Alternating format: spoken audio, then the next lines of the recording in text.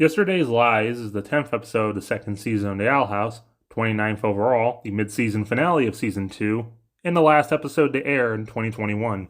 In it, Luz makes her first portal door and meets her alternate counterpart. Shenanigans ensue. The episode actually begins in the Seta house on the human world, and someone that we think is Luz is tossing out all of her stuff, including tinfoil swans, which she apparently is into, an Azura doll, a dragon toy, and even a framed photo of herself, which just seems super weird, and also totally rude after we find out what's going on. Someone's setting up traps over the place. Luz, despite being an only child, has a bunk bed. This striped shirt we see in the closet seems to be the shirt that Luz was always intended to wear, because every prototype seems to have this. And then the two Luzes see each other, but we cut back in the past. Luz has Midden's midden from last episode, and they make their first attempt at the portal door. Appropriately for Ida, made out of a bunch of garbage. A bunch of paper, a normal door, some cinder blocks to hold it all up, 2 brooms, a bunch of sticks, a jar of an abomination in it, a bear trap with an eye and little cute legs, a skull we're not questioning how they got, and the creepy doll thing from S2E10. And they power it with a flying bathtub from Echoes of the Past, with another skull we're not questioning how they got. Perfect. They tie a safety rope around Luz, and she heads into the, space between spaces. Looking for these cubes lets her appear through reflections. She totally thinks of Amity, and glyphs don't work here. But she eventually finds her way to Camilla's iPod. We see a framed photo of our first glimpse of Luz's dad, which gets us all caught up to the imposter. The back creepy Luz has is actually a reference to all the way back to the prototype designs of the Owl House, specifically this beta design. Luz references Monster Slayer Academia. This can be a reference to either Goblin Slayer or Demon Slayer, and My Hero Academia or Little Witch Academia. Creepy Luz tries running away to the shed, but then they get caught, and it turns out they're a basilisk, the shape-shifting magic eaters from the first day. This is actually a pretty good twist because I didn't even consider that Creepy Luz would be a basilisk, even though the show introduced them as shapeshifters. And I didn't see anyone else theorize it would be a basilisk. Also, Creepy Luz, that we later name V, is played by Amethyst from Steven Universe. The two talk and they eventually come to agreement after looking at some foreshadowing to try and help each other, because V needs to eat some magic, and they find a newspaper that says Ida was there. There's our first reveal of the city, Gravesfield, Connecticut. These two statues with that kind of hair and that kind of nose look kind of familiar. And that coat of arms looks a little familiar. Probably nothing though.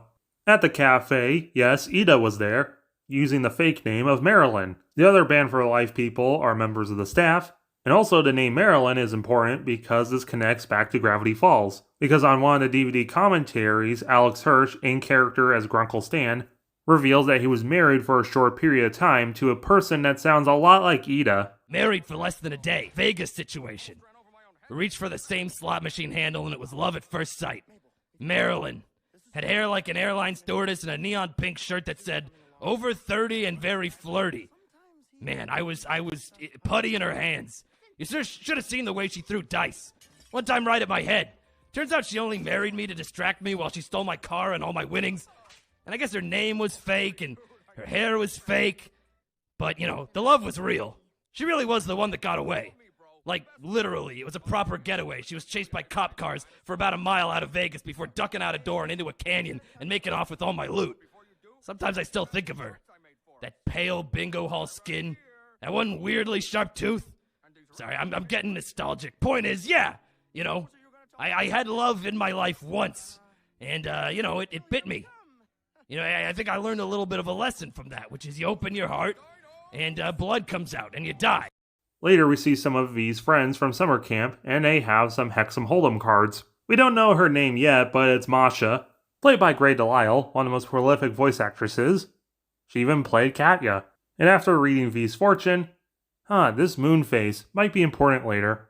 They get sent to the Historical Society under new management by this 4chaner, Jacob, played by Roger Craig Smith, who also played Warden Raff. And yeah, it's a Historical Society in a New England sense, where it's nothing but just the Salem witch trials.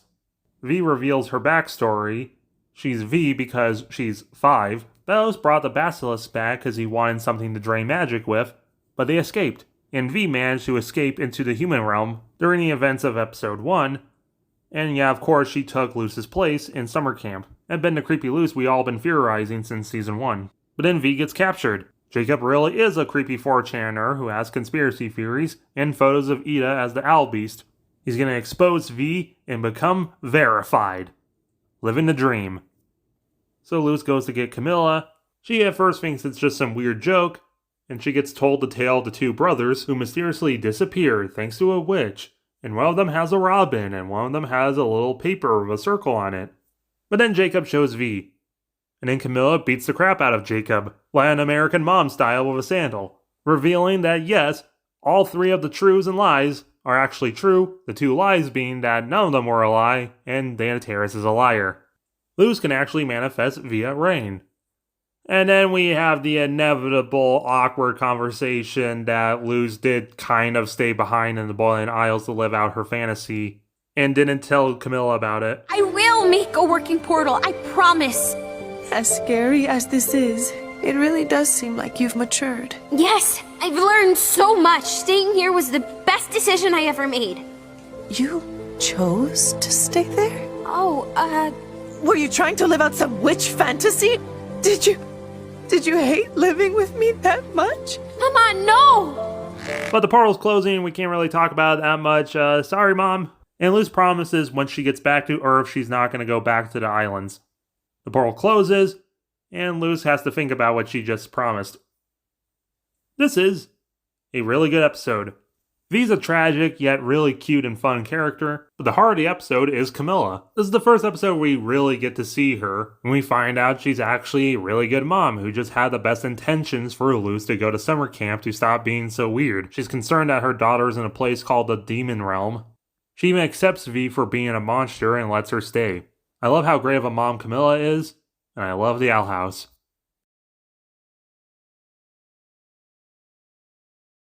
I know you'll feel bad. Believe me, I get it. Sometimes it feels like you're never gonna like yourself, but it's possible, man. I don't even want to know what happened to you. I got hit by an airplane. I'll expose your vile plans on YouTube and finally get my account verified. It sounds like someone's being a sore loser.